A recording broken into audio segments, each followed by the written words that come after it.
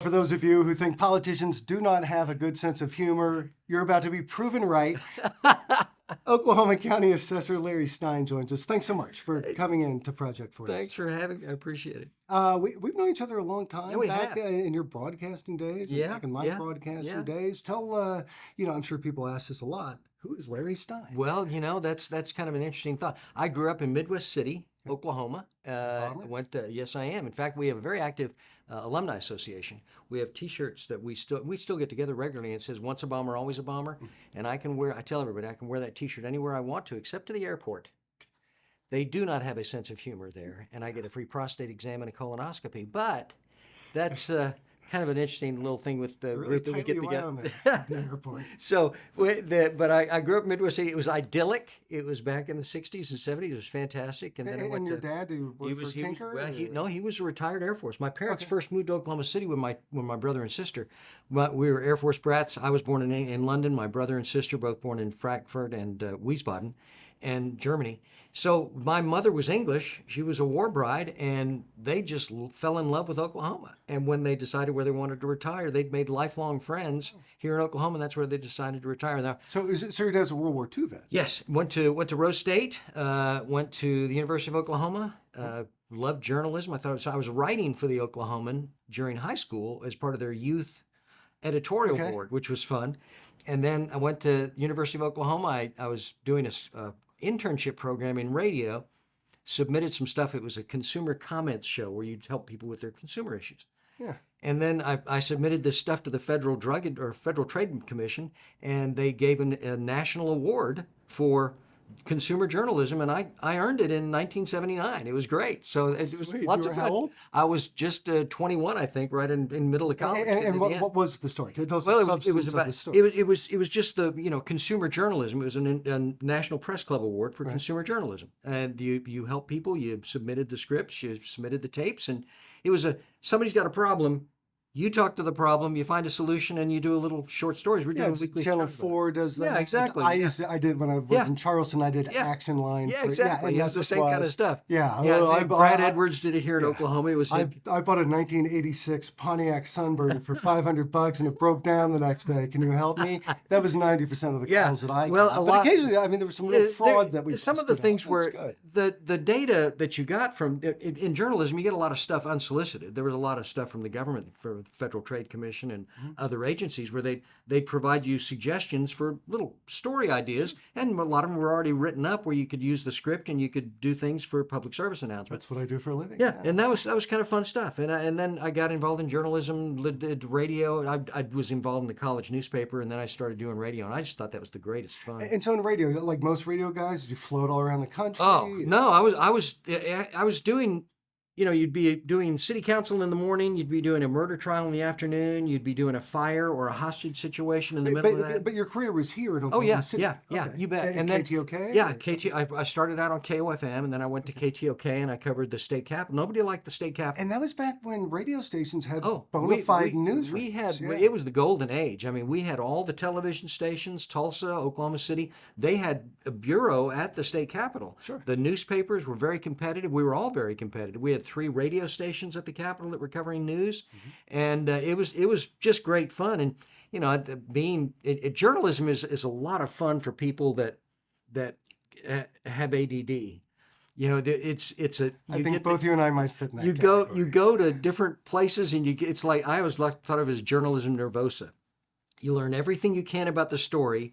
You do your pieces, your tape, your sound bites. You send it back to the station, and then if somebody asks you about that in an hour, you say, "What was the question? What story? What?" Oh, yeah. But it was this really morning? And I loved producing things. I loved covering the courts and the city council and fires, murders. Everything was just. It was a plethora of information. It was fun to do. And then I went to KTOK, and I covered the Capitol and other stuff. And once you cover the Capitol, you can do anything because it's a messy machine of stuff. It is, but it's fun, and I made friends, lifelong friends there, and getting to cover all of the different things at the Capitol is it's like a smorgasbord of news. And the thing that my news director always told me, he says, all these people that are doing the story with that person because they called a news conference, I don't care about that. the news services are going to cover that. I want you to find stories nobody else is covering. That's a good directive from and, the news. and it's a wonderful thing. And there was really competitive. I remember there was one of the neat stories was, and it was a tragedy, but there was a huge explosion at a fireworks plant. And it was just a terrible mess, and we were able to get. This is roughly what year? Yeah, it was probably about 84, 85, and we were able to visit with the state medical examiner. So I'm with the TV reporter, and I was really cutthroat in this business. I mean, I didn't want anybody to get the good stuff. So I'm sitting there, and the reporter keeps asking questions, and they're pretty mundane questions, And so Fred Jordan was the guy, and he was answering the questions. And then she looks at me and she Fred says, Jordan? Yeah. Let me think of Fred Jordan? Okay. So she looks at me, she said, I said, great. So she starts taking her camera down. And then I'm sitting there saying, Fred. Then Larry steps up to the mic. This probably is the most tragic event you've ever seen. Can you tell me how you feel about that? And he just started opening up. I mean, just great quotes and everything else. Because she was scrambling to get her and camera she back on the said, she didn't say it, but I think she was thinking it. And it was the human part of it. You know, I can talk to the state medical examiner, but he's a real person. And when you've got 40 people or 30 people that are dead from one of the worst disasters at that time in Oklahoma history, an industrial accident, he was emotional about it. Mm-hmm. But she didn't get any of that. I did. And that was the kind of stuff that I wanted. And that's stuff my boss wanted too. He didn't want to have somebody say, there were 45 people killed and we're not dead. You know, that's just junk. Well, because I think you've understood but at least I say understood, I think you and I have the same philosophy that when it comes to reporting and coverage, what's really exciting is not the action, it's the reaction. Yeah. That's where the interesting... Cinda Pallette, the tragedy that happened at the State Fair, one of the nicest things anybody ever said to me. Bob Riggins was the morning news anchor at KTOK. He was there forever. Okay. And he came up to me at the Christmas party. And this was about 10 years after that happened, 5 years after that happened. He said, Larry, he said, I will always remember the story about the State Fair disappearance of those two girls. You covered the trial. And he was quoting me. And he says, I love you, Mommy. Those were the last words Cinda Pallette told her mother the night she disappeared from the State Fair of Oklahoma. And I've always been told if you're going to be doing radio, and I love radio, but you've got to write for somebody's ear. Mm-hmm. And if somebody like Bob Riggins, who had read and created hundreds and thousands of hours of news programming live on the air, for him to remember that made me feel like $1 million. It's a gold star. Yeah, exactly.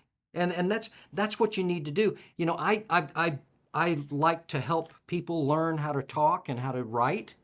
And there's so many people that they use so many negative terms like, please don't hesitate to call me, or I'll never forget. How about I'll always remember?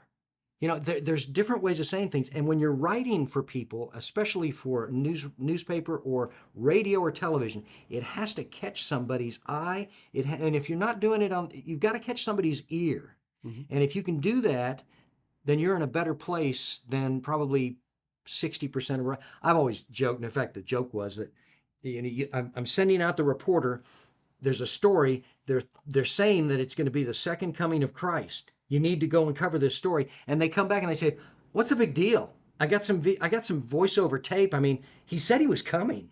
You know, there's a story there. You need to cover the story. You know, and that's the problem. Some people forget that. But at some point, you segged from covering the news as a reporter to commentating on I did. politics. Yeah. And you were Shannon and Stein. Well, yeah, but I also, when I was at KTOK, I handled a statewide news broadcast about the state capitol. It's called Capitol Press Report. Oh, I remember where that. we'd bring in reporters, and some of them never invited me on. I know. At the time, you weren't even here yet. But anyway, we'd bring in those folks. It was kind of it was supposed to be the McLaughlin group, but some of those folks, those guys that are the Capitol, the newspaper reporters, boy, they were dry. You know, you had to try and pull things out of them, and it was fun, and it was great fun to do that. And it was a statewide broadcast, which was a lot of fun. You know what's interesting about print reporters? Nothing. I kid. But you start getting into politics, Right. And Yeah. and I guess Yeah. it really started with your political, and of course, as reporters, Sure. I always had a political ideology. I just never told anyone what Yeah, it was. I exactly. assume you did the same. Yeah. But once that switch was flipped and you were able to speak freely, Yeah. tell us about that transition. It really started when I was covering the Capitol because I'd find a really great bill. And I'd be looking at it, and I helped write the Open Records and Open Meetings Act when I was a reporter at the Capitol. It's great fun. Then if somebody wanted to pass that, and if there was a D behind their name, at the time, the legislature was completely controlled by Democrats, 2 or 3 to 1. And that was great. But if it was a Republican idea, or the person had an R behind their name, it was dismissed as nothing. And that was I always thought competitive ideas would be better than just having one side win all the time. And you'd see the same bill one year that was introduced the previous year by a person of the opposite party, and it was horrible last year, but this is a great bill. Let's pass it. As much as things change, it's funny how much they stay Exactly, the same. exactly. Because that happens now. And that's true. The competitiveness happens when you have that equilibrium. And right now, Oklahoma is so predominantly Republican. And I think, I'm working on legislation right now, and this is some really good legislation we're working on. And I've got people on the other side, the Democrat side, and I'm working with them to make sure I can get their vote. Well, I'll tell you what, before we dive into your work as assessor and into the legislature, which we are going to do, let's not get there quite yet. Tell us a little bit more about your story, how you went from kind of becoming analyst to becoming actually a person who was interested in running for office. Oh, okay. Well, I went from, I started working in television where you meet some very interesting people. And yeah, exactly. Enough said. It's not dull. So I went there, and then Tom Cole, our congressman now, was a state party chairman some time ago. And he wanted a communications director. And so he came and talked to me, and I said, well, that sounds like fun, because I've always thought, hey, listen, let's balance this thing out. Better ideas. And which station were you? Well, I was there at Channel 9, right? Oh, at Channel 9. Okay, yeah. I was their assignment editor there. Assignment editor, yeah. Okay. Which was kind of disappointing whenever you get things like stories that you hear me say, let me write that for you. It's frustrating. But anyway, Tom came along, and it was great fun. I worked on hundreds of campaigns across the state, and we were nibbling away. One of the great guys I got to work with was out in northwestern Oklahoma, Elmer Maddox, a former county commissioner. Okay. Huge farming operation, great guy, and I was out there at K101, and we produced all the radio spots for him. We did all the newspaper things. We did everything, and I'd do that with dozens of candidates all across the state, and all of the county fairs, the city fairs, that all the information be created for those folks to get the message out. And we were nibbling away, chipping away at different places with really great people who wanted to serve the state of Oklahoma. And it was great fun. And it worked. And the Republican Party, for kept good or ill, overtook the state of Oklahoma. Yeah. And when part of the problem was the other party, Democrats were in a cycle where the economy was down and it was continuing to be in the doldrums. And at that time, there was even a concern about how many hours were in a legislative day. You may have heard the stories. What year would this be? Well, it'd be 82, 83, somewhere around there, where the legislature would be coming up at the beginning of the fiscal year, and rather than finding out a solution to a budget crisis that would happen on the first of the new fiscal year, they would cover the clock. So no one would know what time it was, because they'd say, the legislative day continues. We're still in session. And if you don't vote for this, then if July 1st comes around, there's not going to be any money to fund these facilities and programs. So you're going to be a bad guy. They confiscate everyone's watch when they come in? No, it was the call of the chair. The chair determines the legislative day continues. So I was working with the governor that time, Governor Bellman, and we had a statewide initiative to say that the legislative session starts in February and ends in May. You can't go past that. So you can't hold people hostage. Before that, the legislators would be raising taxes, and they would be raiding retirement plans that would make them fiscally unsound. Mm-hmm. And it was a piggy bank that they would use to be able to cover the budget concerns, and then they would continually, almost every year, raise a tax, sometimes a tax that they had reduced or eliminated the year before. And the people of Oklahoma were tired of that whipsaw, and it just kept on getting worse and worse. And that's when the trend changed from the Republican or the Democrat domination to the Republican changing more competitively. Interesting. And that was part of the dilemma that they faced. And you usually get killed by the bullets you load in the gun. And Right. the Democrat Party kept on loading more and more bullets, and they were tax increases, fee increases, and it just kept going on and on and on.